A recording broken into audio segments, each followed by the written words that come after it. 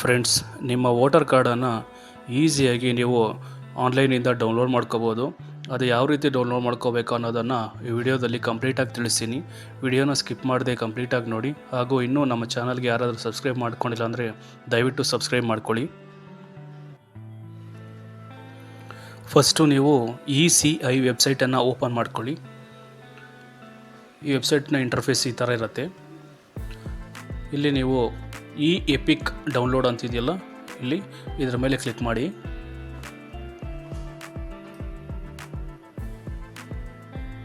Click ಮಾಡಿದ್ಮೇಲೆ ಈ ಥರ ಪೇಜ್ ಅನ್ನೋದು ಓಪನ್ ಆಗುತ್ತೆ. ಇಲ್ಲಿ ನೋಡ್ಬೋದು ರಿಜಿಸ್ಟರ್ಡ್ ಮೊಬೈಲ್ ನಂಬರು ಮತ್ತು ಪಾಸ್ವರ್ಡ್ ಎಂಟ್ರಿ ಮಾಡಿ ಈ ಒಂದು ವೆಬ್ಸೈಟ್ಗೆ ನಾವು ಲಾಗಿನ್ ಆಗಬೇಕಾಗತ್ತೆ. ನೀವು ಇನ್ನೂ ಅದಕ್ಕೆ ವೆಬ್ಸೈಟ್ಗೆ ರಿಜಿಸ್ಟರ್ ಆಗಿಲ್ಲ ಅಂದರೆ ಇಲ್ಲಿ ಸೈನಪ್ ಅಂತಿದೆಯಲ್ಲ, ಈ ಸೈನಪ್ ಮೇಲೆ ಕ್ಲಿಕ್ ಮಾಡಿಕೊಂಡು ನಿಮ್ಮ ಡೀಟೇಲ್ಸನ್ನು ಕೊಟ್ಟು ನೀವು ಸೈನಪ್ ಮಾಡ್ಕೋಬೇಕಾಗತ್ತೆ. ಆವಾಗ ನಿಮ್ಮ ಯೂಸರ್ ನೇಮು ಪಾಸ್ವರ್ಡ್ ಅನ್ನೋದು ಸಿಗುತ್ತೆ. ಯೂಸರ್ ನೇಮ್ ನಿಮ್ಮ ಮೊಬೈಲ್ ನಂಬರೇ ಇರುತ್ತೆ. ಸೊ ಇಲ್ಲಿ ನಿಮ್ಮ ಮೊಬೈಲ್ ನಂಬರನ್ನು ಹಾಕಿ ನೀವು ಲಾಗಿನ್ ಮಾಡ್ಕೋಬೇಕು.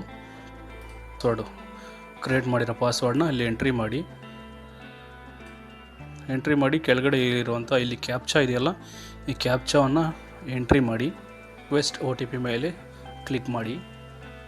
ಕ್ಲಿಕ್ ಮಾಡಿದ್ಮೇಲೆ ನಿಮ್ಮ ಮೊಬೈಲ್ಗೆ 6 ಡಿಜಿಟ್ಸ್ OTP ಬರುತ್ತೆ. OTPನ ನೀವು ಇಲ್ಲಿ ಎಂಟ್ರಿ ಮಾಡಿ ವೆರಿಫೈ ಆ್ಯಂಡ್ ಲಾಗಿನ್ ಮೇಲೆ ಕ್ಲಿಕ್ ಮಾಡಿ.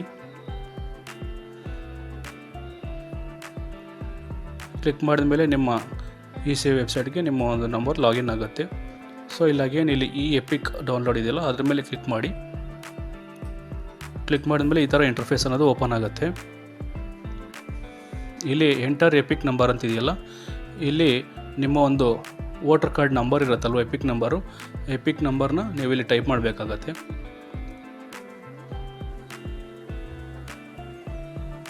ಎಂಟ್ರಿ ಮಾಡಿದ್ಮೇಲೆ ಇಲ್ಲಿ ಕೆಳಗಡೆ ಸೆಲೆಕ್ಟ್ ಸ್ಟೇಟ್ ಅಂತಿದೆಯಲ್ಲ, ಇಲ್ಲಿ ಸೆಲೆಕ್ಟ್ ಸ್ಟೇಟ್, ನಿಮ್ಮ ಸ್ಟೇಟ್ ಯಾವ್ದು ಸ್ಟೇಟ್ ಇದೆಯೋ ಅದನ್ನು ಸೆಲೆಕ್ಟ್ ಮಾಡ್ಕೊಳ್ಳಿ.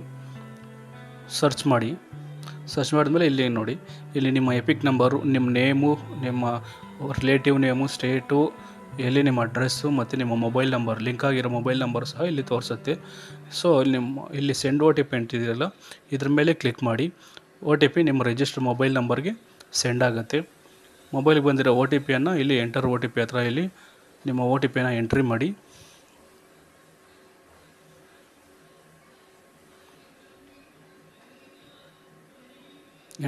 ಇಲ್ಲಿ ವೆರಿಫೈ ಅಂತ ಕ್ಲಿಕ್ ಮಾಡಿ.